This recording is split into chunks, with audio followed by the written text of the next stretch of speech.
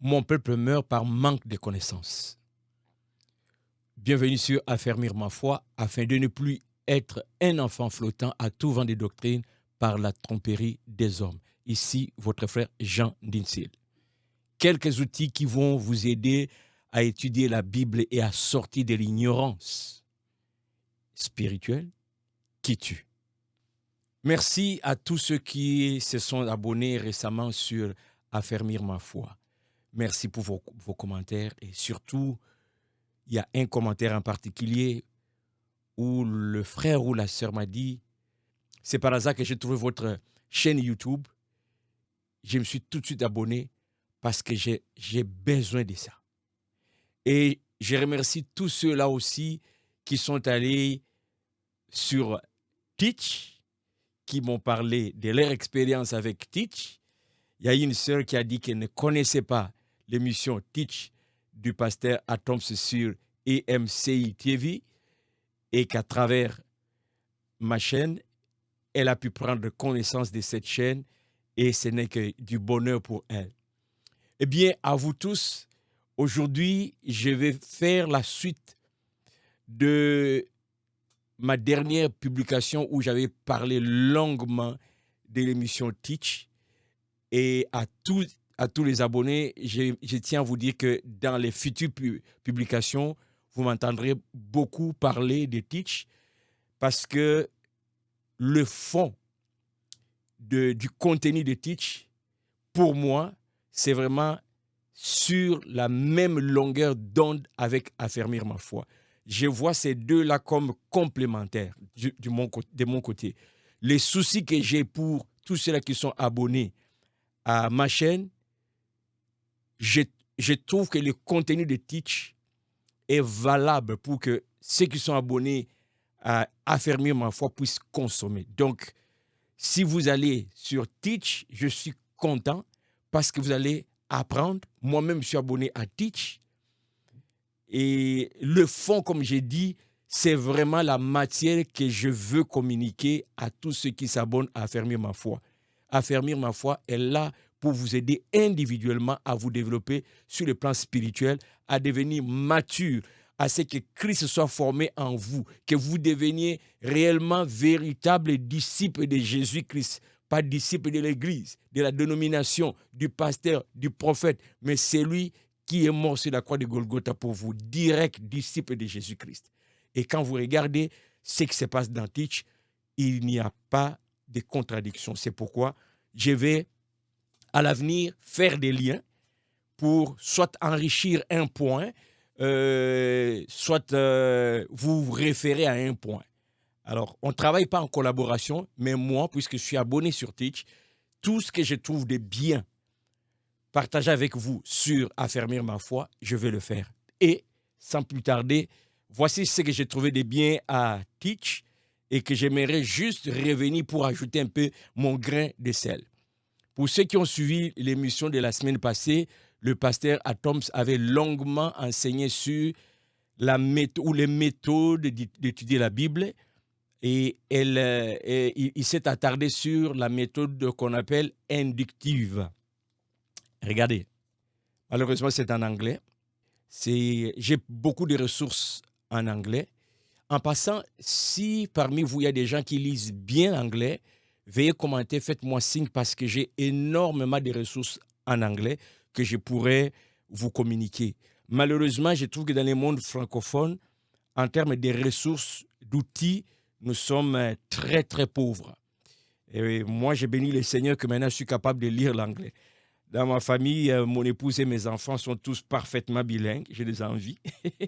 Moi, je me débrouille un peu en anglais. Mais ces petits pourcentages d'anglais me permettent d'accéder à ces ressources qui sont énormes et très, très riches pour quiconque veut se développer sur le plan spirituel. Et c'est pourquoi j'encourage fortement les abonnés de Affermir ma foi à soutenir le projet de ma Bible que MCI est en train de monter ou sur lesquels il est en train de travailler. Sur ça, non seulement que nous puissions soutenir que ces projets sortent, mais voici un peu ma pensée et ce qui m'a poussé moi-même à investir là-dedans et encourager mes enfants à les faire.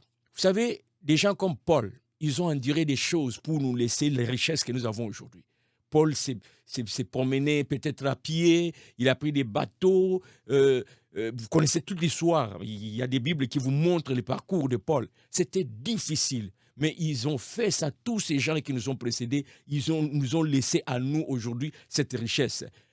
Pour nous aujourd'hui, qu'est-ce que nous pouvons laisser aux générations futures, en commençant par nos propres enfants, nos petits-enfants? Parmi vous, peut-être, il y en a qui ont déjà des petits-enfants ou qui attendent bientôt.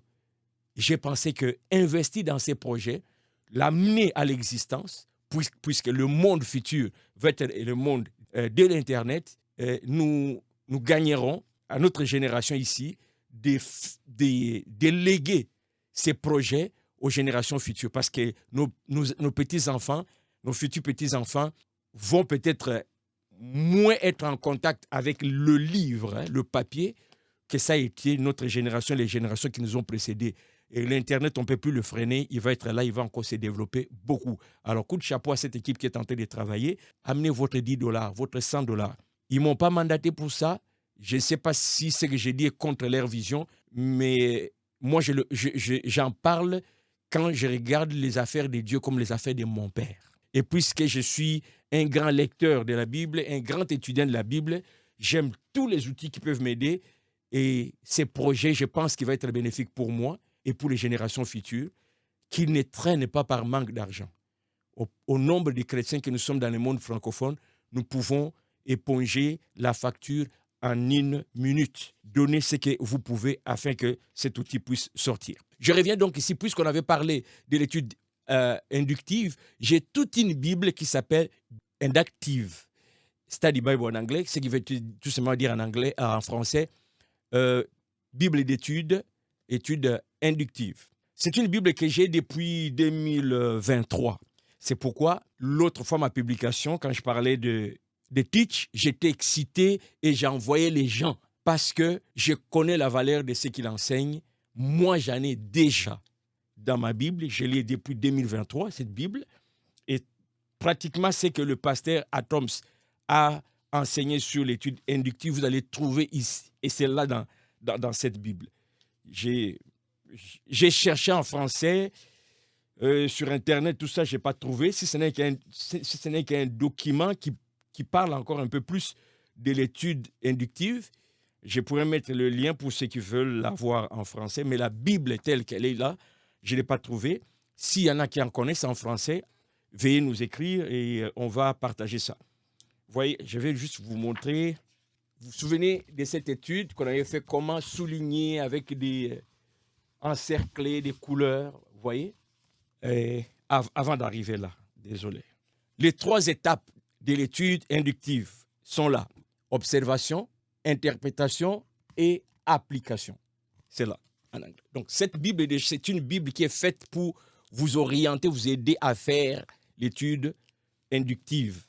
Alors, je reviens là où j'étais, sur la manière de prendre vos notes, de souligner dans la Bible. Vous voyez, un exemple encore ici de comment prendre des notes, exactement ce que nous avons suivi avec le pasteur Atoms. Et cette Bible, voilà, là aussi, un exemple, ça ici, c'est quand, par exemple, vous faites une étude, mettons, vous prenez l'évangile des Jean. Vous traversez l'évangile des Jean au complet. À la fin, vous pouvez vous faire un tableau comme ça qui vous permet de résumer vous-même votre étude. Et vous vous souvenez, le pasteur Atoms avait dit que après votre étude, vous pouvez devenir vous-même aussi commentateur parce que vous allez faire vos propres commentaires. Qu'est-ce que vous avez appris? Alors ça vous permet de faire le résumé d'un livre et comme si c'était vous qui avez le mandat de nous faire la synthèse du livre. Et là, par exemple, il y a des croquis qui suggèrent, qui vont vous aider dans l'étude, comment souligner, vous savez, telle couleur ou tel dessin, ou vraiment exactement ce que le pasteur avait dit. Ensuite, plus loin, ils vont expliquer chaque point, les 3 étapes, observation, interprétation et application, avec différentes questions qui vont vous aider dans cette étape-là. Bon, vous avez aussi des illustrations. Beaucoup d'informations. Vraiment, les anglophones, Moi, je dis, un chrétien anglophone ne devrait pas être médiocre. Les outils qu'ils ont, vous ne pouvez pas être ignorant. Maintenant, la façon que c'est fait à l'intérieur, c'est prévu. Vous voyez, je vais juste vous montrer là. Il y a des marges qui sont laissées pour vous permettre de prendre des notes. Un peu comme l'exemple que je vous ai montré tantôt. Je reviens. Vous voyez, ici, donc les marges, vous pouvez prendre vos notes à côté. C'est fait vraiment Bible d'études, mais pour prendre des notes. Alors, c'est depuis 2023 que j'utilise ça dans ma famille et j'ai encouragé mes enfants qui ont déjà l'âge adulte, qui sont en train de quitter la maison. L'aîné est déjà parti. Ça, c'est pour la famille. Nous, on a toute une bibliothèque d'outils pour notre étude, chacun notre étude biblique à la maison. Et j'ai recommandé à chacun de mes enfants, puisqu'ils parlent anglais, tu quittes la maison, tu laisses ça pour la famille, tu vas chez toi, tu t'achètes ta Bible, tu investis. En passant, permettez-moi de vous dire cette vérité. Le Seigneur Jésus a souffert pour nous donner le salut. Il a vécu la trahison, il a vécu des obstacles, il a vécu des tentations, les diables qui tentaient, voire même avant la croix. Le Seigneur, face à la réalité, il sent le poids de la mission. Il n'abandonne pas. Il savait que sans cet acte-là, vous et moi, nous ne serons pas sauvés. Il comprenait clairement sa mission. Il avait à cœur cette mission. Et il a enduré tout ce qu'il a enduré jusqu'à la croix. À la croix où il a même soif. Avant de rendre l'âme, il va dire, tout est accompli. Et c'est là que vous et moi, nous avons obtenu notre salut. Maintenant que nous avons obtenu ce salut, mon frère, ma soeur, c'est notre responsabilité de demeurer dans la voie.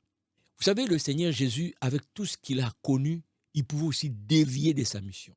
Quel serait notre sort? Et il nous prévient qu'après lui, il y aura des faux docteurs qui viendront, qui vont accomplir des miracles, qui vont même séduire, si possible, les élus. Voyez-vous, il nous met en garde. C'est notre responsabilité, maintenant que ce salut nous a été acquis, de demeurer dans la voie du salut. Et là, c'est ça que je dis que c'est à chacun maintenant de se discipliner pour demeurer dans la voie. Et cette discipline va dépendre de la valeur que vous accordez à là où nous allons. Est-ce que vous croyez que votre éternité, c'est avec le Seigneur? Est-ce que vous voulez passer cette éternité avec le Seigneur? En tout cas, moi, personne ne va me distraire pour cet objectif. Qu'il soit apôtre, qu'il soit diacre, qu'il soit l'homme qui remplit les stades, qu'il soit l'homme qui opère des miracles au point que même le Seigneur Jésus n'a jamais opéré. Ça, ce n'est pas important pour moi. S'il me distrait de ma voix, non. Je ne vais pas être ami avec. C'est la discipline. Et cette discipline passe par connaître la parole de Dieu. Et tous ces outils sont là pour vous aider à comprendre, à connaître la parole de Dieu, à bien aiguiser vos oreilles, à développer votre discernement de tout ce qui peut venir sur votre chemin, qui peut avoir l'air de la bonne voie, la bonne doctrine, mais en réalité, c'est du mensonge, c'est le diable qui a enveloppé les choses, tout ça. Comment saurez-vous si vous ignorez la référence de la source de votre foi qui est la parole de Dieu? Voyez-vous? Donc, investissez pour vous développer spirituellement. Le pasteur avait aussi parlé des Bibles thématiques. Je ne sais pas si vous vous souvenez. Il avait effleuré ça. J'ai amené ici quelques exemples pour vous montrer que ça existe encore une fois en anglais, malheureusement. En français, nous n'en avons pas. Pour ceux qui lisent l'anglais, vous allez être gâtés. Mais c'est juste pour dire que ça existe. Et cette Bible ici s'appelle, je vais le traduire en français, une Bible d'études chronologique. Je pense avoir vu ça une fois en français. Je ne sais pas si je confonds avec une autre, mais en tout cas, ça existe. La thématique. C'est la même Bible que nous connaissons de Genèse à Apocalypse, sauf que au niveau de la disposition des livres à l'intérieur, ça ne se suit pas forcément de Genèse à Apocalypse. Ils ont essayé de placer les livres en ordre chronologique d'événements. Ce qui fait que cette Bible, Si vous ne savez pas que c'est une Bible chronologique et qu'il y a une façon particulière de la consulter, vous connaissez bien la succession des livres. Quand vous allez ouvrir cette Bible, vous allez être perdu. Parce que vous allez trouver peut-être Psaume se retrouver à un endroit où il devait être, il ne devait pas être. Vous allez trouver Ézéchiel ailleurs. Vous allez trouver Matthieu là où il ne fallait pas, selon nos Bibles habituelles. Parce qu'ils ont suivi la chronologie. Et ça aussi, pour quelqu'un qui veut faire une étude chronologique, cette Bible peut t'aider à consulter. Le pasteur avait parlé aussi des documents culturels. J'ai ici une Bible en anglais. Ça veut tout simplement dire cultural background. Background culturel de la Bible. C'est une Bible d'étude. Si vous voulez comprendre certaines pratiques culturelles, c'est une Bible qui va vous aider. Et là, ils vont vraiment vous expliquer tel mot, telle scène, les contextes historiques. C'est vraiment bien détaillé. Si vous faites une étude avec souci de comprendre le background culturel, ça, c'est la Bible. Je n'ai pas trouvé en français. Je consomme plus en anglais à cause de manque de documents en français. Alors, les francophones, nous avons le défi de travailler. Et beaucoup de livres que nous avons en français, vous allez remarquer que c'est toujours traduit de l'anglais. Pourquoi?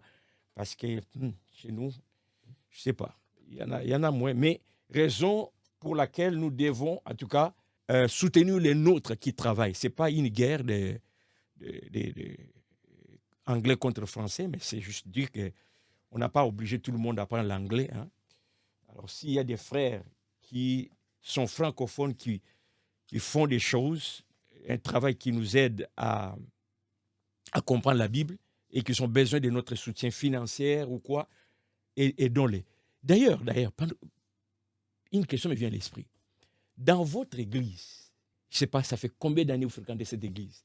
Est-ce que vous vous souvenez d'une fois, ne serait-ce qu'une seule fois, le pasteur vous a demandé en tant qu'église de prier pour les gens qui traduisent les Bibles ou la Bible? Est-ce que dans votre église, vous avez déjà ramassé de l'argent, envoyé à ces sociétés qui travaillent dans l'ombre pour nous amener des outils comme ceux-là que je suis en train de vous montrer? Je pense que ces côtés-là, les églises doivent se réveiller. Nous devons soutenir ces gens qui font un travail formidable. Apologétique. Pour ceux qui aiment apologétique, je navigue avec l'anglais, cette Bible est formidable. Encore là, c'est la Bible avec tous les versets que nous connaissons, mais avec un angle apologétique qui va vous aider à répondre aux contestateurs de la Bible. Et là-dedans, ils mettent, par exemple, des objections des gens qui vont dire, par exemple, d'où vient la femme des Caïens, ou pourquoi ceci. Il y a toute une liste en arrière, des objections, des questions que les gens posent pour remettre en cause la validité de la Bible. Beaucoup. Alors, ils ont recensé ça et avec des études bien approfondies, ils vont vous donner des éléments. Si jamais quelqu'un vous pose des questions sur ça, comment répondre? Apologétique. Et il y a toute une série, une variante. Ça, c'est une des variantes. Et surtout les jeunes. Les jeunes sont confrontés à des questions et il y en a qui perdent leur foi parce que certaines questions qu'on leur pose, ils ne sont pas capables de répondre. Alors, si vos jeunes lisent l'anglais, encouragez-les à aller chercher cette Bible. Ça va les aider, ça va les outiller. J'en ai au moins 2 en français. En français. Celle-là est très connue. Bible d'études en français. Version Semeur. Très riche. Je vous la recommande. Tellement qu'on en a moins en français. Tant qu'à faire, si vous ne connaissez pas celle-là, allez-y. Une Bible particulière en français, mais c'est traduit de l'anglais. La Bible avec note d'études archéologiques et historiques. Enfin, en français, archéologique et historique. Ça dit tout. Vous voulez apprendre sur l'archéologie, l'historique, tout en lisant votre Genèse Apocalypse, vous allez voir, ces compléments d'information sont là-dedans, ça va vous aider.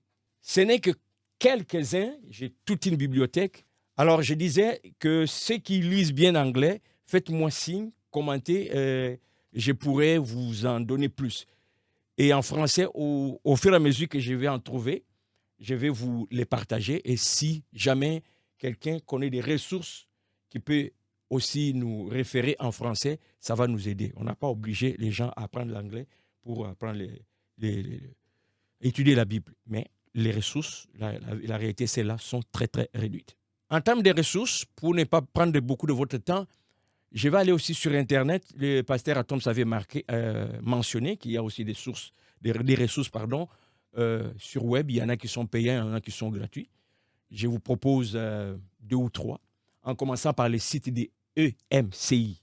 Lorsque vous arrivez sur le site, cliquez sur Bible. Et là, je vais aller directement à un des points qu'il avait souligné. Il avait parlé de Strong, Bible, comment on appelle ça? Faire des recherches des mots par les numéros Strong. C'est ici, c'est gratuit. Donc, vous cliquez sur Strong, ici. Ça va vous emmener à cette page. Vous avez la possibilité de chercher en grec ou en hébreu. Alors, comme il avait dit, chaque mot, à chaque mot de la Bible est attribué un numéro. Comme vous voyez ici, c'est des numéros. Si je viens ici en haut, je tape 1, entrée, ça va me donner A, qui est alpha. Et si je clique sur... Bon, ça c'est simple. On va aller un peu plus. Peut-on... Ce que je peux donner, bon, 150, juste comme ça. 150, c'est les mots, en tout cas, ne me demandez pas de prononcer comme il faut. Aishkrosh, je ne sais pas. Ça veut dire en français honteux. Vous cliquez là-dessus. La page suivante vous donne la définition. Ça veut dire obscène, bassesse, déshonoré. Généralement traduit par honteux. Origine vient du même mot que Aishkuno. Aïe, aïe, aïe, aïe. Et à côté, vous avez la référence biblique. Tite chapitre 1, verset 11. Vous cliquez là-dessus et ça vous amène au texte. Je reviens un peu en arrière. Voilà, les mots est là. Vous voyez, honteux, à côté, c'est ça. Je passe à une autre ressource ici, en ligne. Ça s'appelle l'évangile.com. L'évangile.com. Et ce que j'aime aussi, c'est un site que je consulte beaucoup.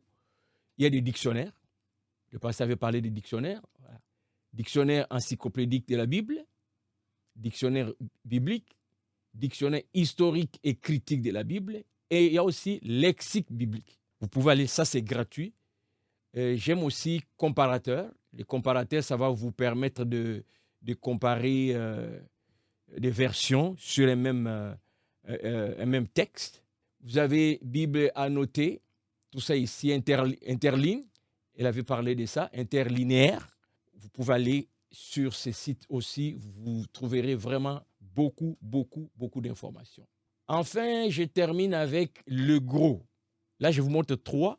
Le troisième, c'est celui que je considère le plus gros outil en ligne. Il s'appelle Logos. Vous allez sur logos.com.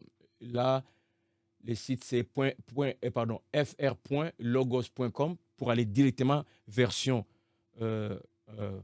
française, ou vous venez ici, vous pouvez cliquer là pour sélectionner votre langue. Alors, on va aller en français. J'y suis. Il est gros. C'est vraiment comme prendre toutes les bibliothèques du monde, le mettre en informatique. Rien que Logos, si je me mettais à parler de Logos, ça prendrait une émission de plus d'1 heure. Je vous laisse aller découvrir, mais vite fait, ça, c'est vraiment pour des études poussées. Et la plupart des choses que le pasteur Atoms nous a enseignées sont là-dedans. Alors là, vous allez voir les prix. Hein, je pense qu'il y a une version gratuite qui est vraiment des bases. Si vous cliquez sur télécharger, allez-y. Moi, j'ai une version plus poussée, donc j'ai payé. Essayez de télécharger, je pense que ça vous donne une version des bases gratuite que vous pouvez essayer, ensuite vous montez. La façon que c'est fait, Logos, tu ajoutes des modules. Plus tu ajoutes des modules, plus ça coûte cher. Mais en même temps, plus tu as des ressources. Alors, vite fait comme ça, vous avez des livres, au lieu d'avoir des Bibles, des livres en papier, ce qui serait très lourd pour vous si vous voulez voyager avec. Tout est informatisé. Donc, vous pouvez voyager à travers le monde. Vous avez votre bibliothèque de 500 livres sur le téléphone. Et il y a beaucoup d'outils d'études bibliques là-dedans. Vous allez voir aussi l'étude d'induction est là-dedans. Une des fonctions que j'aime beaucoup ici, cette fonction ici, c'est que vous allez voir, par exemple, Genèse, on va vous montrer des versets qui sont cités, par exemple, dans 1 Corinthiens, mais qui sont tirés des Genèse. Je ne vais vraiment pas m'attarder ici. Il est tellement riche. Moi, ça fait 3 ou 4 ans que je suis là-dedans. C'est très, très riche. Pour ne pas vous embrouiller et pour ne pas vous intimider, lorsqu'on parle d'étudier la Bible, ce n'est pas une activité qu'on fait avec une date de fin. Un peu comme on va à l'école, je sais qu'après 6 ans, j'ai terminé primaire, après 6 ans, j'ai... Non. Étudier la Bible, c'est une activité à vie. C'est pourquoi ne vous mettez pas une contrainte de temps en disant « tout ça, quand est-ce que je serai passé à travers ?» Non, non, non, c'est toute une vie. C'est toute une vie. Quand vous comprenez ça comme ça, les outils comme ça ne peuvent pas vous impressionner, enfin, vous effrayer. Mais encore, au fond, c'est vraiment votre soif de connaître. Et comme je disais au début, mon peuple meurt par manque de connaissances. Et si vous avez à cœur votre développement spirituel, que j'ai dit être votre propre responsabilité, ça ne peut que vous aider, vous réjouir, parce que plus vous connaissez, plus ça va changer. Mes frères, je vois les dégâts de l'ignorance. Je vais vous donner juste un exemple, et j'ai parlé d'autres dans des futures parutions. Mon père, qui n'est plus de ce monde, a été victime. Un homme vraiment assoiffé, qui craignait Dieu, qui voulait apprendre, a été victime à plusieurs reprises des faux docteurs, des faux prophètes. Je suis le premier converti de ma famille, et j'avais quoi, 17 ans. Lorsque mon père s'est converti après, je ne sais pas, est-ce qu'il me trouvait trop jeune ou quoi, il ne me faisait pas confiance dans les affaires de Dieu. Malgré que je l'avertissais, moi, je voyais qu'il traînait avec des faux, mais il ne m'écoutait pas. Regardez juste un exemple de l'exploitation. Mon père travaillait dans un supermarché. Il était dans l'administration. Il y avait une sorte de pain qui se vendait dans ces magasins qui ne venait chez nous à la maison que quand le prophète vient nous rendre visite. Nous, les enfants, on savait que le prophète sera ce soir chez nous par ce pain-là. Autrement, mon père n'achetait pas ça pour nous, les enfants. Vous imaginez? J'ai détesté ces prophètes, mais j'aimais ces visites pour manger ces pains.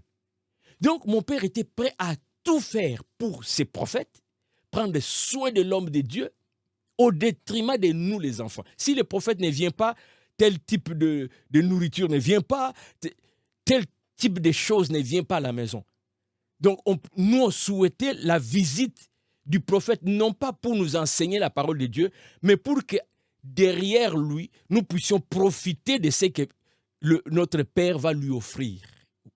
Vous voyez à quel point mon père était vraiment, je ne sais pas quoi dire, à cause de l'ignorance. Et à la fin de la vie de mon père, heureusement, il s'est ressaisi, il m'a appelé, je ne vivais plus au pays, il m'a beaucoup remercié et il m'a dit, mon fils, c'est rare les vrais serviteurs de Dieu. Après toutes sortes d'aventures qu'il avait vécues dans les églises, mon père a terminé sa vie en passant ses journées dans la cour arrière de notre parcelle, en train de méditer seul sa Bible. Il a dit, fils, je ne vais plus aller ni à gauche, ni à droite. C'est Dieu-là, je vais vivre avec lui dans ma cour, avec sa parole. L'ignorance tue. C'est pourquoi j'ai lancé Affermir ma foi. Pour affermir la foi de ceux qui aiment Dieu, la foi de ceux qui aiment Jésus, non pas pour le pain, mais pour leur salut. Ça fait 3 ans que j'avais lancé Affermir ma foi. Je le faisais à un moment donné avec les problèmes de la vie, je laissais. Et surtout que des fois aussi, je ne voyais pas des réactions des gens. J'ai dit, bon, peut-être je prêche dans le désert, personne ne passe là-bas. J'avais négligé ça un peu. Mais vers la fin de 2023, ça commençait à remonter dans mon cœur, tellement que je voyais les abus. Ça remontait et en 2024, au mois de janvier, j'ai pris la résolution de reprendre, affermir ma foi et de ne plus lâcher. Je vous en parlerai. Et lorsque j'ai vu Teach, ça a été un soulagement et un encouragement pour moi. C'est pourquoi je ne cesserai de vous parler de Teach, parce que c'est venu encore me booster pour ces projets que j'avais commencé 3 ans passés avant Teach, mais que j'avais un peu laissé endormi. Et là, je suis reboosté. Cette fois-ci, nous irons loin. Alors, tous ces outils sont importants pour vous aider avec d'autres qui vont venir. Ne manquez pas la prochaine parution. Je vais vous donner un exemple concret qui va encore faire lien avec un des enseignements que nous avons eu dans Teach sur l'interprétation de la Bible. Je vais vous montrer vraiment un exemple concret, une erreur qui est presque partout dans nos églises et qui rend mauvais service à ceux qui écoutent et reçoivent. Et vous allez voir pourquoi j'insiste que vous puissiez vraiment suivre Teach avec votre cœur. Est-ce que ce que j'ai dit, ça vous a édifié? Si oui, s'il vous plaît, commentez que ça vous a édifié, mais aussi partagez pour que ça puisse aider une autre personne. Participons dans la mission que le Seigneur nous a donnée de faire de tout le monde entier, d'aller partout dans le monde, de propager la bonne nouvelle. Aujourd'hui, ce qui est bon, c'est qu'on n'a plus besoin de voyager, de se taper surtout des voyages comme l'apôtre Paul. De chez nous au salon, nous envoyons le message partout. Si votre pasteur prêche et que cette prédication vous a édifié et qu'elle se trouve sur votre site internet de l'église, partagez. Vous trouvez une prédication quelque part, une exhortation quelque part sur YouTube, sur internet qui vous a édifié, partagez. C'est comme ça que nous allons vite conquérir le monde avec l'évangile. Aujourd'hui, il n'y a pas d'excuse que nous puissions faire moins d'impact. C'est vous et moi qui allons faire ce travail en cliquant, partager, en commentant pour encourager aussi les autres. Merci beaucoup, je m'arrête là. Ne manquez pas la prochaine édition et surtout des formations qui vont suivre. Je vous ferai signe au bon moment. Soyez bénis. À la prochaine.